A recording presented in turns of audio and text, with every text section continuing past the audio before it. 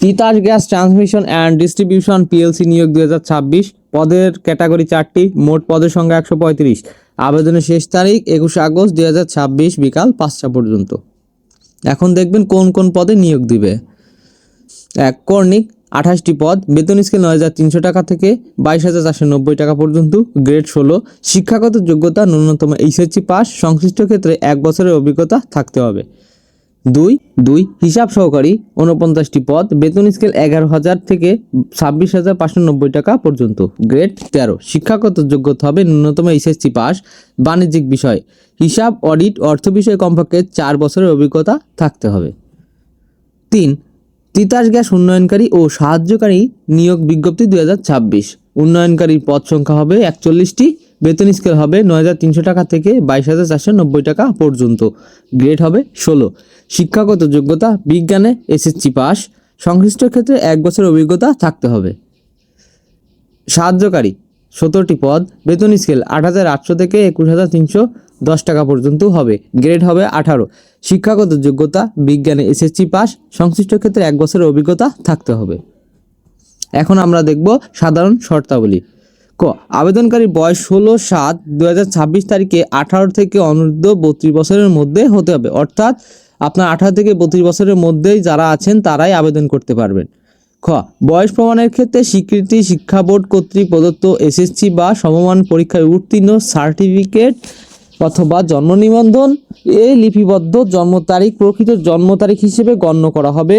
ও level এবং এ লেভেলে ডিগ্রিধারী প্রার্থীদের জন্ম তারিখ এবং সংবলিত দালিলিক প্রমাণক জমা দিতে হবে, অর্থাৎ যাদের স্কুলে বা কলেজে সার্টিফিকেট অনুযায়ী যে বয়স ওই হিসাবে আপনাকে 18 থেকে 32 বছরের মধ্যে হতে হবে, এবং যারা ডিগ্রিধারী আছেন তাদেরকে দালিলিক প্রমাণক হিসেবে জমা দিতে হবে।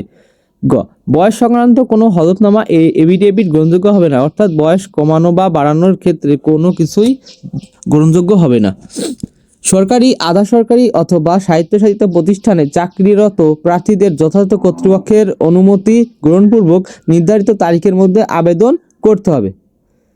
অর্থাৎ আপনারা যারা আগে চাকরি করেছেন তাদেরকে যে কোম্পানিতে বা যে প্রতিষ্ঠানে ছিলেন তাদের অনুমতি নিয়ে আপনি পরবর্তী গ্রহণপূর্বক এই আবেদন করতে পারবেন। যে সকল প্রার্থী কোনো বিদেশি নাগরিককে বিয়ে করেছেন অথবা বিয়ে করতে প্রতিশ্রুতিবদ্ধ হয়েছেন সে সকল প্রার্থী সরকারের লিখিত অনুমতি ব্যতিরেকে আবেদন করার যোগ্য বলে বিবেচিত হবেন না। অর্থাৎ যারা বিদেশি বিয়ে করেছেন বা বিয়ের প্রতিশ্রুতি দিয়েছেন তাদেরকে সরকারের অনুমতি নিয়েই আবেদন করতে হবে। এই নিয়োগের ক্ষেত্রে সরকারি নির্দেশনা ও কঠানীতি অথবা কোম্পানির বিদ্যমান বিধিবিধান অনুসরণ করা হবে এবং পরবর্তীতে ক্ষেত্রে প্রযোজ্য সর্বশেষ বিধিবিধান অথবা নির্দেশনা অনুসরণ করা হবে। অসম্পূর্ণ, ভুল তথ্য সংবলিত অথবা ত্রুটিপূর্ণ আবেদন ফর্ম এবং চাকরির বিজ্ঞপ্তিতে প্রকাশিত ন্যূনতম যোগ্যতার সাথে যেমন বয়স, শিক্ষাগত যোগ্যতা, স্থানীয় ঠিকানা, জাতীয়তা ইত্যাদি যে কোনো বিষয়ে অসামঞ্জস্যপূর্ণ তথ্য দ্বারা পূরণকৃত আবেদন নিয়োগের যে কোনো পর্যায়ে বাতিল বলে গণ্য হবে। এক্ষেত্রে প্রার্থীর কোনো আপত্তি গ্রহণযোগ্য হবে না। অর্থাৎ আপনারা যখন ফর্মটি পূরণ করবেন তখন ভুল বা ত্রুটিপূর্ণ কোনো কিছুই দিবেন না, যেমন বয়স, শিক্ষাগত যোগ্যতা, স্থানীয় ঠিকানা, জাতীয়তা ইত্যাদি। এই নিয়োগ বিজ্ঞপ্তি প্রকাশের কারণে পরীক্ষা গ্রহণ কিংবা আবেদিত পদে নিয়োগ প্রদান করতে কর্তৃপক্ষ বাধ্য থাকবে না। যদি আপনার ভুল ভ্রান্তি দিয়ে আবেদন করেন তাহলে যদি পরীক্ষায় উত্তীর্ণ হন বা কিছু হন এতে কর্তৃপক্ষ বাধ্য থাকবে না যে আপনাকেই নিবে।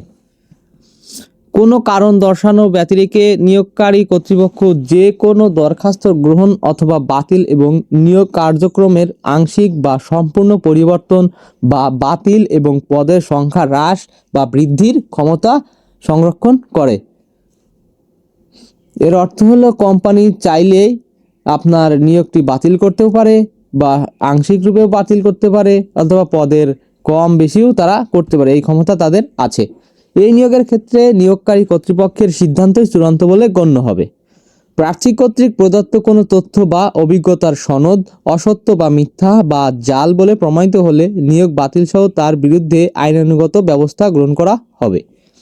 এই নিয়োগের বিষয়ে কোনো প্রকার সুপারিশ বা তদবির প্রার্থীর অযোগ্যতা হিসেবেই বিবেচিত হবে। এর কারণে আপনি কারোর সুপারিশ দ্বারাই চাকরি নিতে পারবেন না বা সুপারিশ করতে পারবেন না।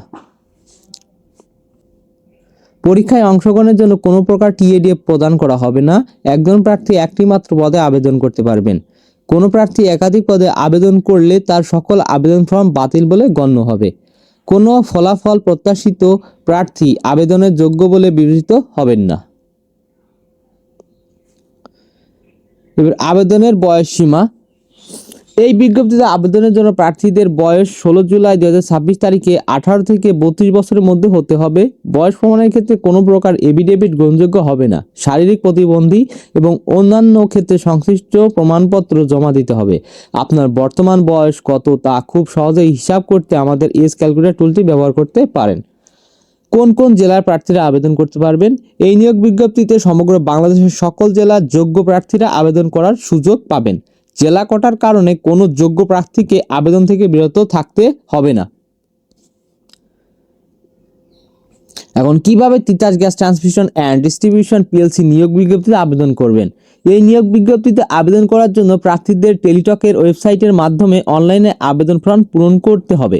নিচে ধাপে ধাপে আবেদন করার পদ্ধতি আলোচনা করা হলো। প্রথম ধাপে টেলিটকের ওয়েবসাইটে আপনারা ভিজিট করুন। দ্বিতীয়বার অ্যাপ্লিকেশন ফর্মে অপশনে ক্লিক করুন। যে পদের জন্য আবেদন করতে চান তা নির্বাচন করে নেক্সট বাটনে ক্লিক করুন।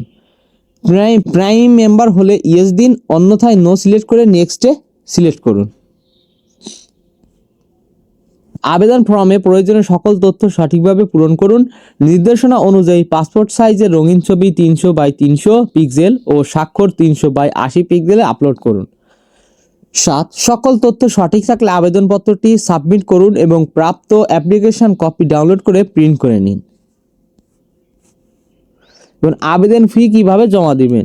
TGTD PLC space user ID লিখে সেন্ড করতে হবে 16,222 নম্বরে। আর দ্বিতীয় এসএমএসটি যখন আপনার আবেদন পূরণ করার পর আপনি একটা ইউজার আইডি পাবেন। এরপর দ্বিতীয় এসএমএসটি দেওয়ার জন্য TGTD PLC space ES space pin code লিখে সেন্ড করতে হবে 16,222 নম্বরে। পেমেন্ট সফল হলে একটি নিশ্চিতকরণ কনফার্মেশন এসএমএস পাবেন।